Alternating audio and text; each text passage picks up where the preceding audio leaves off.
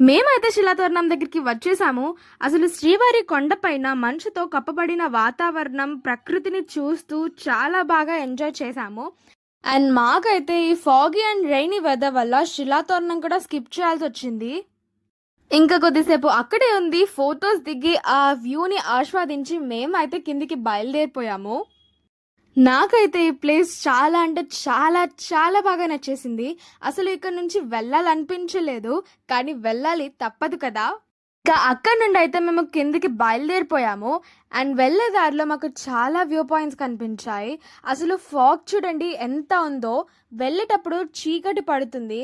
ఆ ఫాగ్, ఆ చీకటి చాలా అంటే చాలా బాగుండే. నేనైతే ఫస్ట్ టైం ఇంత ఫాగ్ చూడడం నాకైతే చాలా బాగా అనిపించింది. ఇంకా మాకు వెళ్ళేటప్పుడు అలిపిరి మెట్లు కూడా కనిపించాయి.